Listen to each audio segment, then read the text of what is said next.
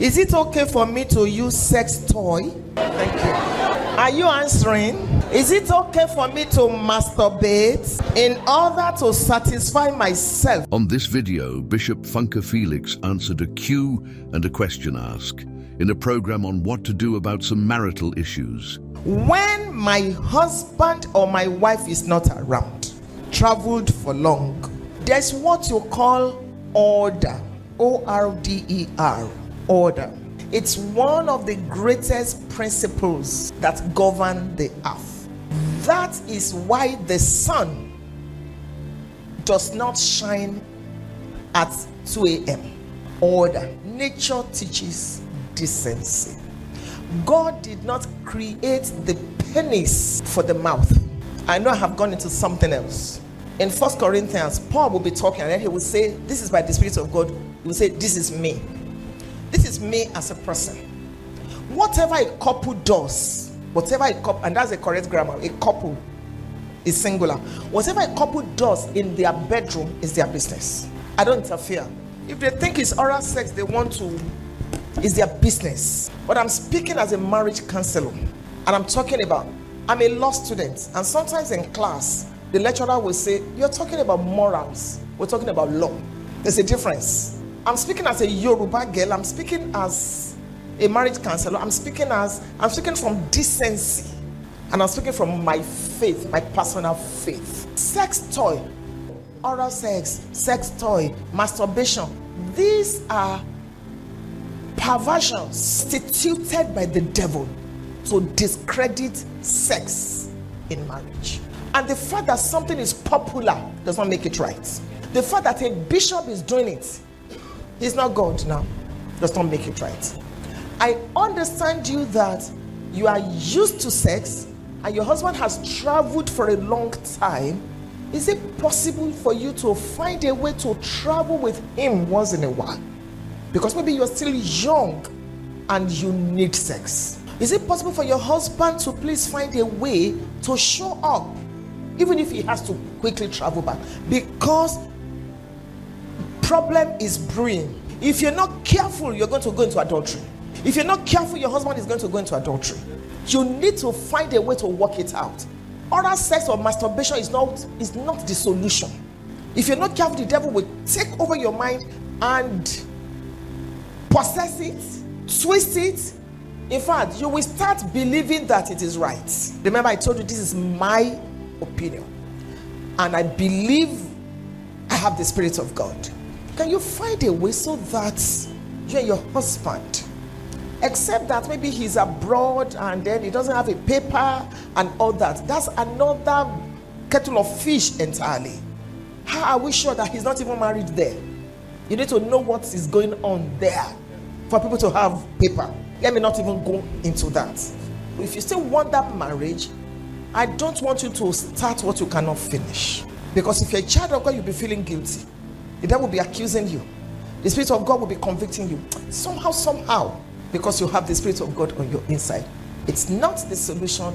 Can you quickly find a way to reconnect with your husband so that this temptation will be taken care of?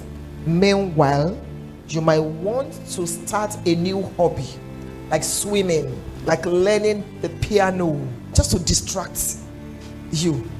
Volunteering for something. You go, by the time you come back, you are so tired, you don't even know anything about sex toy.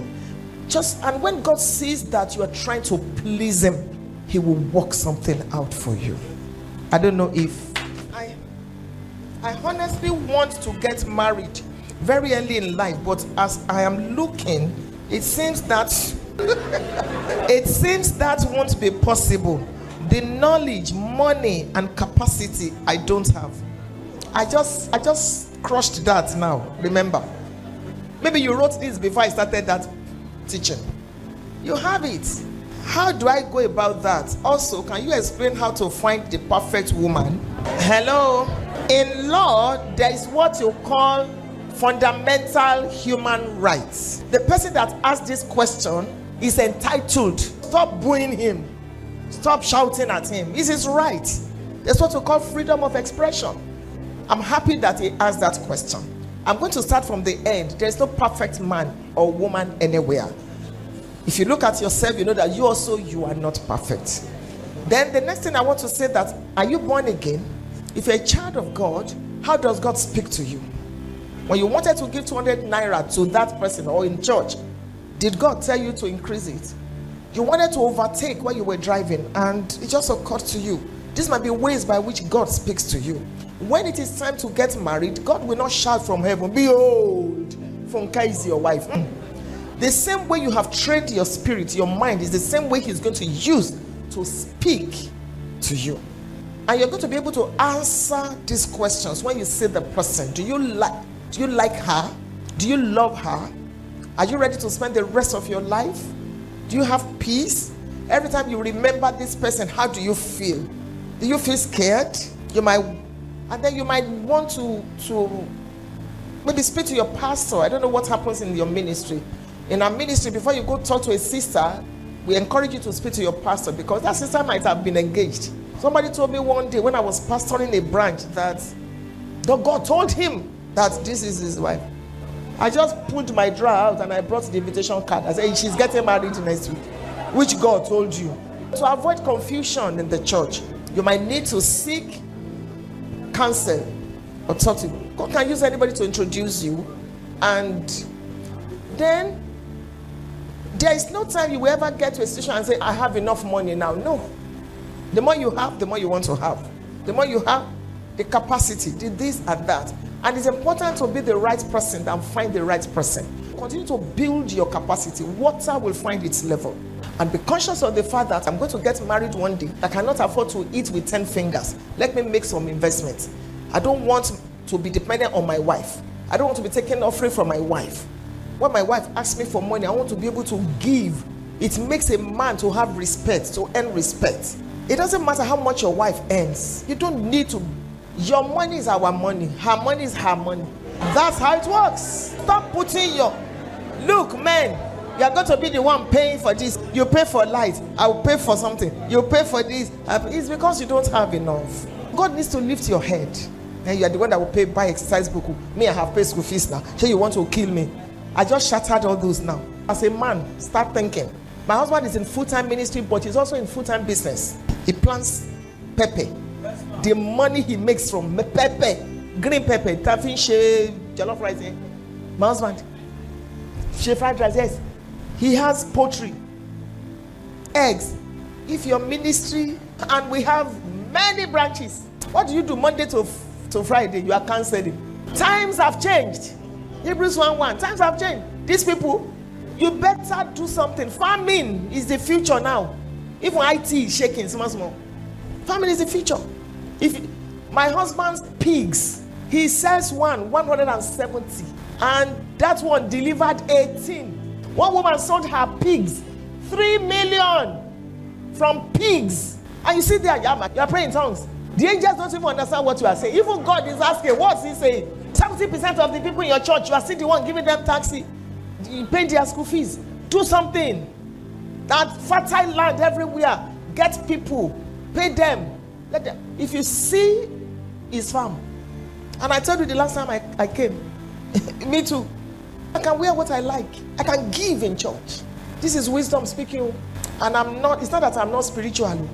God can meet all my needs. I heard that every bottle of Coke we drink, there's a family in this Nigeria, every Coke, every Fanta, they get something from it. I quickly joined. One day it was only $10 I spent to buy cheers. I bought. You see, these things they didn't teach us early. You say the whole world, just give me this life. Give me the whole world and give me Jesus. You should not be broke. You should not be poor. You should not be broke perpetually. If your church is building, whether you are whatever, your own should be. I know what I'm talking about. You have the capacity. It may not look like it, but we don't work by sight. Is it okay for a Christian to marry a Muslim? No. No. Because the word religion in Latin, it's religionem, which means to bind together.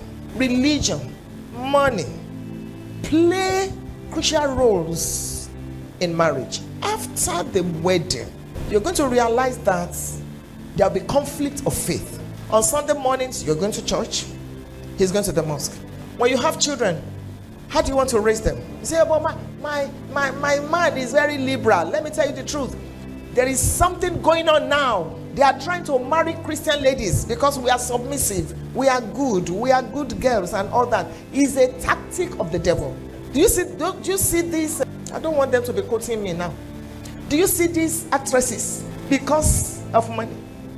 I look at them and I'm shaking my head. The money that you can make, because the man is taking you to Maldives now, taking you to, that you can buy the ticket to, you change your faith. When eternity comes and there is no more Gucci bag, my dear, be careful, be careful. Faith, religion plays a role so that you will not say you were not warned. It's not all that glitters that is gold. There is more to it than I like him, I love him. Every marriage goes through some stages. The first stage is honeymoon. The second stage is reality stage. Reality is different from the 5 phases. This is stage. If a marriage will break or it will stand. And the way they are raised. I've learned this thing in law. The way they are raised. Except Acts chapter 9 happens again. It's not likely to become a Christian. The way they are raised. Thank you so much, Mama, for your wealth of wisdom. For a pastor whose wife is not impacting his ministry and doesn't care if his ministry of over a decade wrecks due to her nonchalant and overbearing attitude, which is obvious to all church members, yet she's threatening to leave the house and end the marriage. What advice do we give that kind of a pastor? Who cares about what people have to say? Definitely, there's a fundamental problem in that marriage. That woman had been going to church before. He now stops. Something is going on. Maybe pastor is not paying attention to her. The woman is screaming and shouting. The man is not hearing. Because pastors are polygamists. They are married to their church and then their wives. It takes a lot. Before we start judging that woman, she's going through pains. Don't tell me she's a witch. She's going through. And pastor is thinking, you are a devil. You don't want my ministry to continue. If you want to leave, that is even more painful. It's even more painful. Both of them need to be cancelled. I wish I knew them. My husband and I would be more than willing to help them. Because we will listen to that woman. That woman is loaded. You live with some people you don't know. Forget about preaching. Anybody can preach. That woman has stories to tell. I'm not saying she's perfect. I'm not saying she's an angel, but we need to listen to her. Otherwise, this marriage is going to end the rate at which it is going. And I'm not prophesying evil, but we've seen enough to know that. Mama, please, I want clarification and advice. I'm 26 years now, and my hobby to be is 28 years. And as at now, he's requesting for marriage latest next year. And I'm not agreeing with it because I want to put in for my degree program. And boys on the older now, I can't do it. But he's insisting that after marriage I can go to school. What should I do? There are 2 questions here. You are 26, is 28. Now listen. In psychology, if a woman is 26, she's actually 28. In psychology.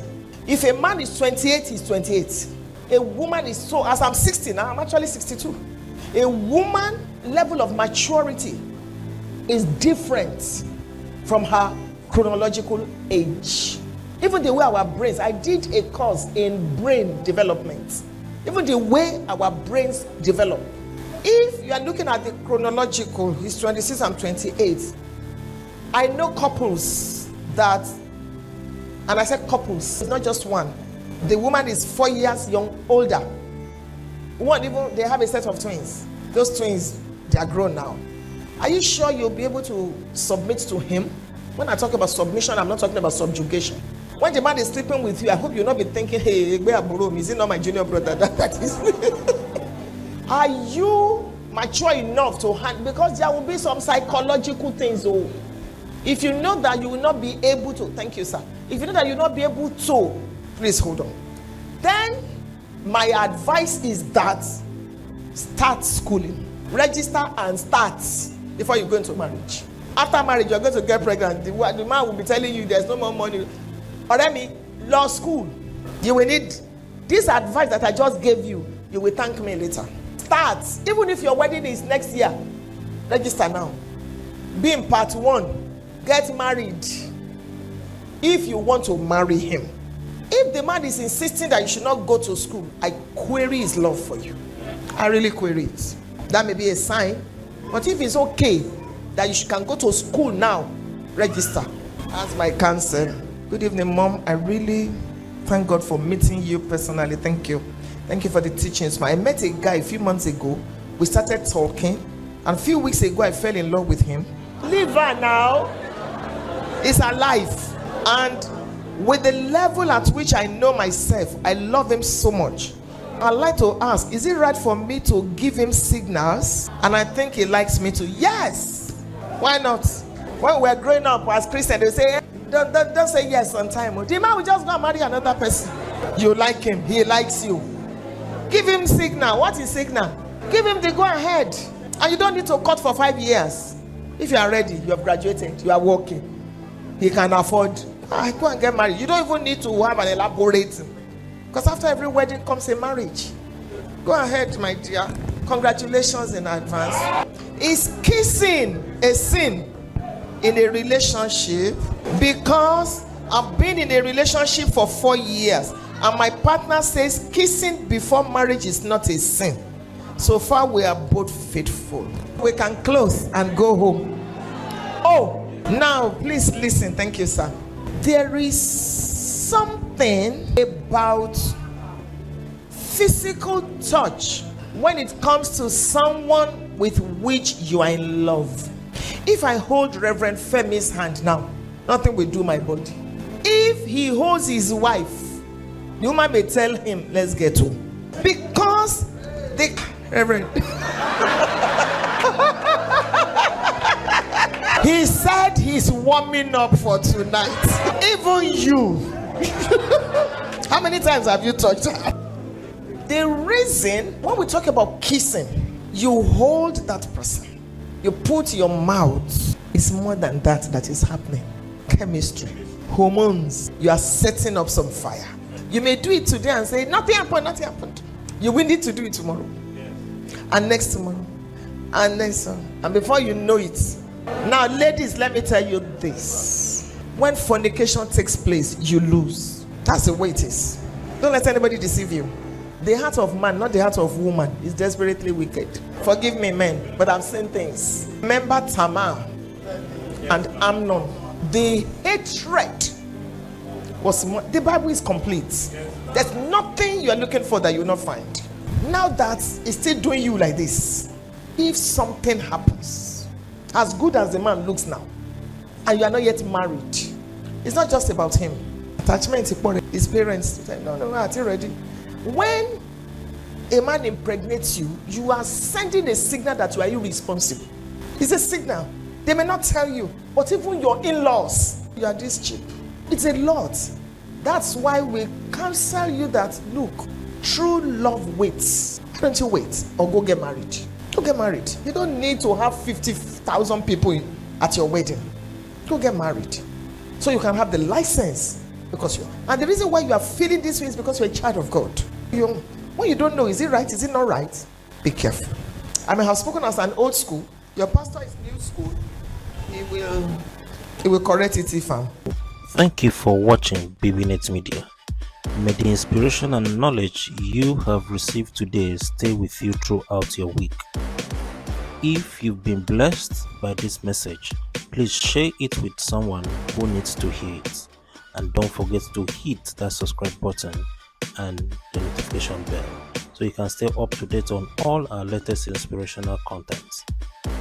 Join us next time for a more uplifting messages on faith and relationships. Until then, keep walking in faith and remember that God is always with you, guiding and directing your path. Thank you once again for watching. God bless you richly.